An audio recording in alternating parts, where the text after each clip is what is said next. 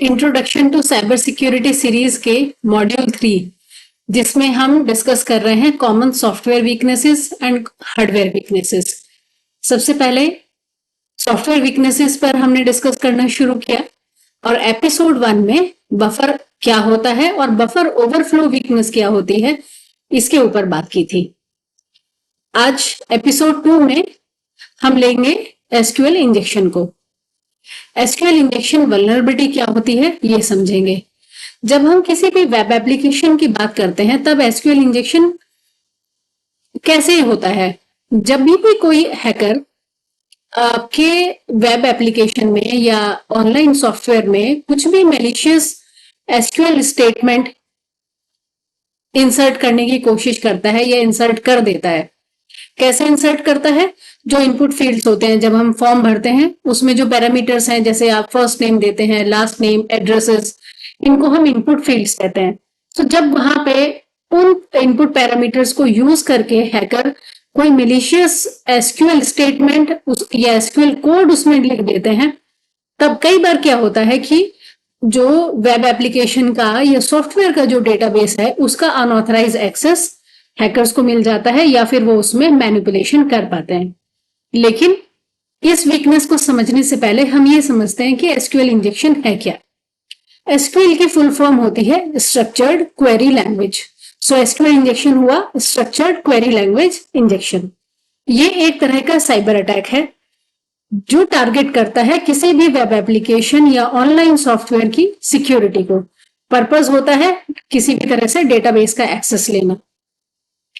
इसको समझने के लिए हम एक एग्जाम्पल लेते हैं। सपोज कीजिए कि आप फोन पे पिज्जा ऑर्डर करते हैं।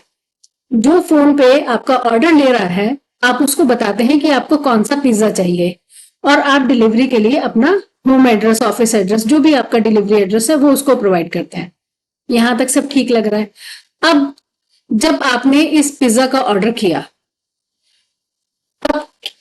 ये तो आपने फोन पे किया, लेकिन अगर आपको इसको वेबसाइट पे करना हो तब आप क्या करेंगे? आप उसकी वेबसाइट को खोलेंगे, आप वेबसाइट पे रजिस्ट्रेशन करेंगे, जैसे अपना नाम, फोन नंबर, एड्रेस वगैरह फिल करेंगे। फिर आपको एक लॉगिन आईडी मिल जाएगा जो कि यूजर नेम होगा आपका और पासवर्ड होगा। उसको यूज करके आप वेबसाइट पे लॉगिन कर गए और आपने से पिज्जा का ऑर्डर किया। अब वेबसाइट पे ये जो इंफॉर्मेशन आपने दी है, first name, last name, phone number, address, ये कहाँ स्टोर होती है? जिस भी जगह ये स्टोर होती है उसको हम डेटाबेस कहते हैं। सो डेटाबेस में हम इंफॉर्मेशन को स्टोर करते हैं। बिल्कुल उसी तरह से जैसे कि जब आपने पिज्जा शॉप पे या पिज्जा का जब ऑर्डर दिया, वहां पे भी वो पिज्जा बना रहे हैं और रख रहे हैं। सो लाइकवाइज डेटाबेस में भी इंफॉर्मेशन स्टोर हो रही है। सो आप ऐसे समझें कि ये जो हमारी लैंग्वेज है ये एक तरह से पिज्जा शॉप स्टाफ है जो कि चेक कर रहा है कि कौन कौन से ऑर्डर आए और अकॉर्डिंगली आपका पिज्जा प्रिपेयर हो। इसको आप कैसे समझे? जैसे सपोज कीजिए एक ही टाइम पे 10 लोगों ने एक ही सिटी के अलग अलग लोकेशन से पिज्जा का ऑर्डर किया। से एक किसी ने ऑर्डर किया साउथ दिल्ली से, किसी दूसरे बंदे ने ऑर्डर किया नॉर्थ दिल्ली से, थर्ड ने वेस्ट दिल्ली से, और वेस्ट दिल्ली भी या साउथ दिल्ली, नॉर्थ दिल्ली, इन सब में भी लोकेशंस हैं। सो अलग अलग जगह से एक ही टाइम पे मल्टीपल ऑर्डर्स आते हैं। तो अब उनको कैसे पता चलेगा कि कौन सा ऑर्डर किसने किया था और कहाँ पे वो डिलीवर करना है? आप तो ऑर्डर दे रहे हैं ऑनलाइन फैसिलिटी यूज करके। सो इसके लिए जो डिलीवरी बॉय है या जो आपके पिज्जा स्टोर में प्रोसेस होना है आपका ऑर्डर, अब कोई पिज्जा ऑर्डर करेगा ए टाइप का, कोई दूसरा ऑर्डर करेगा बी टाइप का। मुझे पिज्जा के नाम नहीं पता क्योंकि मैं पिज्जा नहीं खाती, तो मैं उसको अप्रोप्रिएट नेमिंग नहीं दे पा रही हूँ। हम ऐसे मान लेते हैं पिज्जा ए, पिज्जा बी, पिज्जा सी। सो ऐसे ऑर्डर किए। अब जो पिज्जा शॉप है वो क्या करेंगे? वो ये देखेंगे कि मेरे पास में एक सिटी के अलग अलग लोकेशन से ऑर्डर आए हैं, अब मुझे कहाँ भेजना है और किसके लिए कौन सा ऑर्डर प्रिपेयर करना है। सो वो आपके नाम से या आपके एड्रेस के बेस पे वो डालेंगे वहां पे और आपका डिटेल फैच कर लेगा सॉफ्टवेयर। सो जो वेबसाइट वर्ल्ड है उसमें आप ने जो इंफॉर्मेशन दी अपना यूजर नेम पासवर्ड डाल के दी, और वो लोग जो डेटा फैच करेंगे कि कहाँ से कौन सा ऑर्डर आया है, वो भी लोकेशन वाइज उनके उस पर डिस्प्ले होता रहता है। सो अब आप इसको ऐसे समझें कि अगर पिज्जा शॉप पे आप अपना पिज्जा की चॉइस और एड्रेस दे रहे हैं, जब उसके साथ में आपने कुछ एक्स्ट्रा इंफॉर्मेशन उनको दे दी, जैसे कि आपने कहा कि मुझे ए पिज्जा चाहिए, ये वाली टॉपिंग चाहिए उसके ऊपर, और साथ में आपने कह दिया कि लेकिन ये वाला पिज्जा तो मुझे पसंद है, पर आपके स्टोर पे जितने पिज्जाज हैं आप मुझे वो दे दीजिए। और आपने कुछ ऐसे पिज्जा के नाम भी ले लिए जो उनके मेन्यू कार्ड पे नहीं अवेलेबल है। अब अगर आपका ये ऑर्डर है, तब वो लोग कंफ्यूज हो जाएंगे, उनको नहीं पता कि आपको कौन सा ऑर्डर प्लेस करना है, आपके लिए कौन सा ऑर्डर उनको डिलीवर करवाना है। दैट मीन्स आपका जो ऑर्डर था वो क्लियर नहीं है। इसी तरह से हम एग्जाम्पल लें, यही एनोलॉजी लगाए हम। एसक्यूएल इंजेक्शन क्या है, कुछ इसी तरह की रिक्वेस्ट है।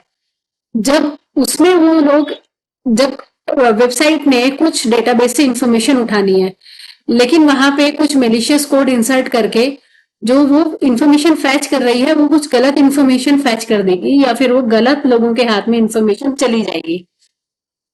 सो ये जो कुछ एक्स्ट्रा कमांड्स हैं या जो एक्स्ट्रा कोड है, इसको आप ऐसे समझें कि जब आपने पिज्जा की कुछ एक्स्ट्रा इंस्ट्रक्शंस दी थी, ये कुछ ऐसे एक्स्ट्रा कमांड या एक्स्ट्रा कोड एग्जीक्यूट हो गए। इसकी वजह से कई बार डेटा गलत हाथों में चला जाता है, या फिर हम कहें हैकर्स इस वल्नरेबिलिटी को एक्सप्लॉइट कर पाते हैं। अब अगर हम बात करें कि एसक्यूएल इंजेक्शन अटैक में जब हम कहते हैं कि मलिशियस एसक्यूएल कोड इंसर्ट हो जाता है यूजर इनपुट्स के थ्रू, यूजर इनपुट्स मीनिंग जो हमारे फॉर्म फील्ड है, जैसे कि नेम है, एड्रेस है, फोन नंबर है, या फिर URL parameter. URL parameter means जब हम कोई वेबसाइट खोलते हैं और वहां पर लिखते हैं www.abc.com, उसको हम कहते हैं कि यहाँ पे ये हमारा, आपने लिखा से आपको कोई वेबसाइट ओपन करनी है से google.com या abc.com। अब जब आप उसको डाल रहे हैं और वहां पे आपने लिखा, कोई सर्च लिखी, फॉर एग्जांपल आपने लिखा कि मुझे सर्च करनी है पिज्जा शॉप्स इन से दिल्ली। सो ये जब क्वेरी एग्जीक्यूट हो रही है, तब इसका जो पैरामीटर है जहां पे आप ये इनपुट लिख रहे हैं, जो सर्च पैरामीटर बना है, जो सर्च बॉक्स बना है, वहां पर अगर कुछ रैंडम कोड लिखकर एग्जीक्यूट कर दिया जाए, तब डेटाबेस आपका मैनिपुलेट हो जाएगा, या फिर वो कुछ ऐसी इंफॉर्मेशन दे सकता है निकाल के जो आपके लिए नहीं हो। अभी अगर हम पहले से आज की डेट में वेब एप्लीकेशंस या ऑनलाइन सॉफ्टवेयर की सिक्योरिटी कंपेयर करें तो काफी टाइट है, इतना इजी नहीं है उसमें मैनिपुलेट करना। लेकिन अब से कुछ सालों पहले बहुत कॉमन होता था, हम बहुत सारे इंसिडेंसेस सुनते थे कि हैकर्स ने कोई वल्नरेबिलिटी एक्सप्लॉइट की। से फॉर एग्जांपल अगर कोई वो कुछ ऑनलाइन स्टोर पर गए और कोई डिवाइस जो से 50,000 की अवेलेबल है, वो वहां पे मैनिपुलेट करते थे कोड को, और उसको 5,000 अमाउंट कर दिया या 500 अमाउंट कर दिया, एंड प्रोडक्ट बाय कर ली। सो इस तरह के मैनिपुलेशन हैकर करते हैं। ये तो हुआ प्राइस के साथ खेलना, लेकिन कई बार जहां पे जो बड़े लेवल के टारगेट्स होते हैं, वहां पे इंटेंशन हैकर की हो सकती है ऑर्गेनाइजेशन को कुछ सीक्रेट इंफॉर्मेशन निकालना। और आप ऐसा मत समझिए, बिल्कुल भी लालच में मत आइएगा कि अगर हमने प्राइस के साथ कुछ मैनिपुलेशन करके अपने यहाँ पे कुछ मंगा लिया तो अब आप बच जाएंगे, ऐसा नहीं है। हमारी पुलिस बहुत अपडेटेड है अब पहले के कंपैरेटिवली, और उनके पास में सारी इंफॉर्मेशन मिल जाती है। यहाँ तक कि जो वेब पोर्टल आप एक्सेस कर रहे हैं, वहां पर भी आपके जो रिकॉर्ड्स हैं, आप किस लोकेशन से एक्सेस कर रहे हैं, बहुत सारी चीजें वो लोग स्टोर करते हैं, और प्रॉपर तरीके से उन्होंने आपसे परमिशन भी ली हुई होती है जो भी इंफॉर्मेशन वो आपकी अपने यहाँ पर स्टोर कर रहे हैं। सो आप कोई भी इलीगल एक्टिविटी नहीं करें। ये जो मैं वीडियो बनाती हूँ ये सिर्फ अवेयरनेस के लिए है, एकेडमिक इसका पर्पस है, एजुकेट कर रही हूं मैं आपको। यहाँ पे इसको आप बिल्कुल भी लाइटली नहीं लेके चले, क्योंकि अगर आप कोई भी इलीगल एक्टिविटी करते हैं then you can be behind the bars. So अब हम इसे थोड़ा और समझते हैं डिटेल में कि ये होता कैसे है। आप ऐसे समझिए कि जब हम यूजर इनपुट दे रहे हैं, यूजर इनपुट कहाँ पे देंगे, आप जो वेबसाइट के ऊपर कोई भी फॉर्म हो सकता है, कोई सर्च बार हो सकता है, या यूआरएल पैरामीटर सिंपली। सो वहां पे कुछ एसक्यूएल क्वेरीज लिख दी जाती हैं जो कि डेटाबेस के अंदर जो डेटा है उसको फेच करे या मॉडिफाई करे या उसके साथ किसी तरह का इंटरेक्शन को हमारी एसक्यूएल क्वेरी करे। अब अगर ये क्वेरी डेटा के साथ कुछ इंटरेक्शन कर लेती है, सो हैकर्स एक स्टेप आगे चलते हैं और कुछ स्पेशली क्राफ्टेड कस्टमाइज इनपुट जो कि एसक्यूएल कोड ही होता है, इन पैरामीटर्स में या इन इनपुट फील्ड्स में इंसर्ट कर देते हैं। और उसमें जो ये इंजेक्टेड एसक्यूएल कोड है, ये इतना इजीली नहीं पता चल पाता डेटाबेस को कि वो एक्चुअल में क्या कर रहे हैं, और वो कई बार कंफ्यूज होकर कुछ डेटा फैच कर सकते हैं या मैनिपुलेशन हो जाती है। अब वेब एप्लीकेशन में अगर आपने यूजर इनपुट को प्रॉपर सैनिटाइज नहीं किया, सैनिटाइजेशन के तरीके हैं, अगर आपने यूजर इनपुट को प्रॉपरली सैनिटाइज नहीं किया है, तब हैकर्स आपके डेटाबेस में कुछ भी एसक्यूएल कोड इंसर्ट कर सकते हैं, जिसे हम एसक्यूएल इंजेक्शन कहते हैं, और आपके वहां पर कुछ कोई भी मैलिशियस एक्टिविटी हो सकती है। अब जैसे ही एसक्यूएल कोड डेटाबेस क्वेरी का पार्ट बन जाता है, तो वो डेटाबेस सर्वर उसको एग्जीक्यूट कर देता है, और इसकी वजह से कोई भी मैलिशियस एक्टिविटी हो सकती है, जैसे कि हैकर्स हो सकता है कोई सेंसिटिव डेटा एक्सट्रैक्ट कर पाए, या कुछ रिकॉर्ड्स डिलीट कर दें, या रिकॉर्ड्स मॉडिफाई कर दें, या इवन वो कुछ एसक्यूएल कमांड्स को ही एग्जीक्यूट कर दें, जिनसे हो सकता है आपका डेटा कॉम्प्रोमाइज हो जाए। सो ये डिपेंड करता है कि अटैक कितना सक्सेसफुल है, कैसी वीकनेस को उन्होंने एक्सप्लॉइट किया है, आपने कैसी सिक्योरिटी इंप्लीमेंट की थी, कई सारी चीजें होती हैं, तभी अटैक हो पाता है। तो हम अटैक के क्यों डिस्कस कर रहे हैं, क्योंकि जब हमें पता होगा कि हमारे एप्लीकेशन में कहाँ कहाँ पर वीकनेस हो सकती है, तभी हम वहां पर सिक्योरिटी लगा पाएंगे या कुछ सिक्योर पैचेस लगा पाएंगे। एसक्यूएल इंजेक्शन अटैक्स बहुत ही डेंजरस होते हैं, क्योंकि इनकी वजह से डेटा ब्रीचेस भी हो जाता है, अनऑथराइज एक्सेस होती है, और डेटा मैनिपुलेशन भी होता है। सो इम्पैक्ट जो एसक्यूएल इंजेक्शन का है, वो उसकी सीवियरिटी वेरी कर सकती है, लो टू हाई हो सकता है। ये डिपेंड करता है कि कैसी वीकनेस है और एक्सप्लॉइट करने वाले लोग कितने स्किल्ड हैं।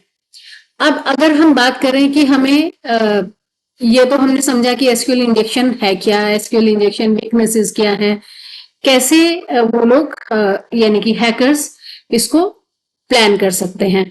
अब अगर हमें आप पूछेंगे कि अब हम इसे मिटिगेट कैसे करें, हम क्या स्टेप ले सकते हैं इसको मिटिगेट करने के लिए। सो सबसे पहले इसमें सिक्योरिटी मेजर्स तो बहुत सारे हो सकते हैं, और इसके लिए डिटेल में कई सारे वीडियो की रिक्वायरमेंट हो सकती है। कुछ ऑनलाइन कोर्सेज भी हम अलग से चला रहे हैं, आपका इंटरेस्ट है तो आप उसमें एनरोल कर सकते हैं। पर ब्रॉडली समझने के लिए कि एसक्यूएल इंजेक्शन अटैक्स को कैसे प्रिवेंट करें, आपको सिक्योर कोडिंग प्रैक्टिसेस फॉलो करनी होंगी, और आपको इनपुट वैलिडेशन करना आना चाहिए। आपको ये इंश्योर करना होगा कि जो एक्सेस दे रहे हैं, जो प्रिविलेज एक्सेस है, वो प्रॉपर जा रही है। ऐसा नहीं है कि किसी यूजर को जो आप इंफॉर्मेशन एक्सेस करने की परमिशन देते हैं, और वो ही सेम यूजर एडमिन की भी इंफॉर्मेशन एक्सेस कर पाए। सो एडमिन को प्रिविलेज अलग मिलेगी, ऑर्डिनरी यूजर को अलग मिलेगी। फिर फर्दर इसमें बात आती है, आप कोई वेब एप्लीकेशन फायरवॉल इंप्लीमेंट कर सकते हैं, आप regular cyber security audits plan कर सकते हैं, और जो बहुत ही इंपॉर्टेंट फैक्टर है वो है अपने ऑफिसर्स को, अपने डेवलपर्स को एजुकेट करना। एजुकेशन साइबर सिक्योरिटी की उनके स्किल्स के हिसाब से आप प्लान कर सकते हैं। अगर मैनेजमेंट में है तब उनके लिए डिफरेंट प्रोग्राम्स हो सकते हैं, जो डेवलपर हैं उनके लिए साइबर सिक्योरिटी प्रोग्राम्स डिफरेंट होंगे। सो इस तरह से आप किसी एसक्यूएल इंजेक्शन को मिटिगेट भी कर सकते हैं। सो आज हम इसको इतना ही रखेंगे। पहले एपिसोड में हमने समझा था बफर ओवरफ्लो वीकनेस को, आज हमने समझा एसक्यूएल इंजेक्शन क्या है, एसक्यूएल इंजेक्शन वीकनेस क्या है, और हम इसको मिटिगेट कैसे कर सकते हैं। थर्ड एपिसोड में मॉड्यूल 3 के किसी और वीकनेस पे बात करेंगे, और वीडियोस दूसरे लोगों के साथ शेयर करना नहीं भूलें।